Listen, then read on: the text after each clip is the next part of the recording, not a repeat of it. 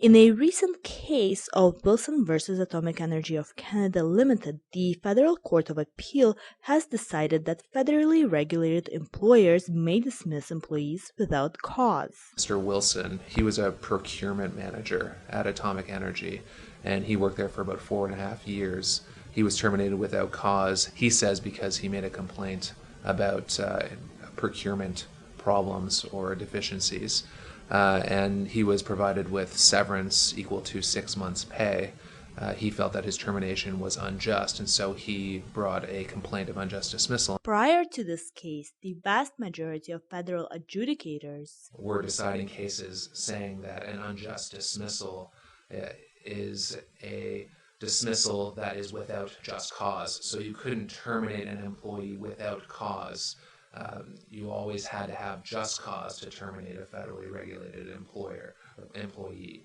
In fairness, there were a number of adjudicators who went the other way and said that a without cause termination is not presumptively an unjust termination under the code.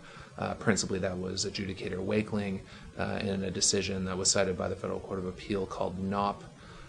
He has said for years that federally regulated employers should be able to terminate employees without cause and provide them severance packages. What does this decision mean in the short term?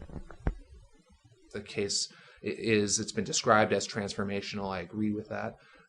It's going to change how federally regulated employers behave in the future.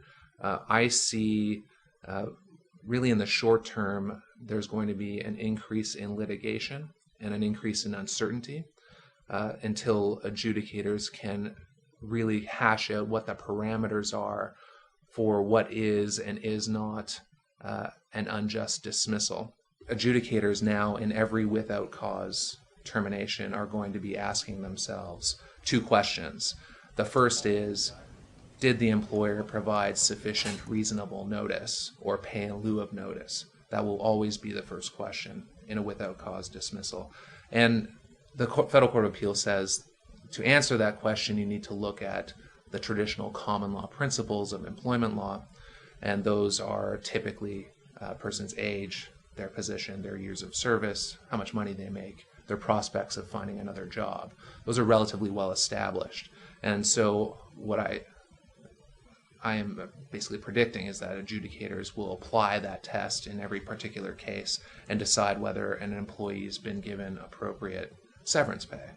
Now, even if an employee is given severance, an adjudicator needs to still decide whether the termination is just or unjust. And the Federal Court of Appeal defined a just termination as a termination that was necessary for the reasonable operation of the business. What does this decision mean in the long term? What this decision does is it essentially places federally regulated employers on the same playing field as their provincial counterparts. And that's important because right now in the provinces, employers have the ability to terminate employees without cause. It's the principles that apply, the legal principles that is, are well established. Specifically, this decision applies to non-unionized federal employees, including telecommunications companies such as TELUS and Bell. They also apply to Canadian Railways, Canadian Post, Marine Transportation, federally regulated banks such as TD Bank, among others. In light of this decision, there is one thing that the employers need to do. There's an incentive for employers to look again at their employment contracts and insert, if they don't have them, termination clauses. A termination clause is a clause that basically spells out what an employee is entitled to if they're terminated without cause. Employers are the winners in this case. It's not employees.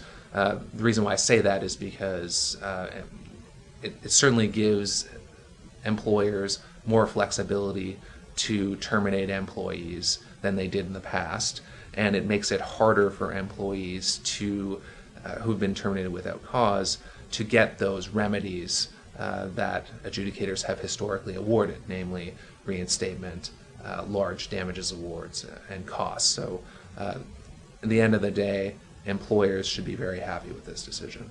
While the employers stand to benefit from this decision the most, the employees still have some protections in place. With 3 types of unjust dismissal complaints that the employee can take to an adjudicator for a disposition, the employee's best bet is to take the matter to court. In Toronto, Anastasia Jogal for HR Reporter.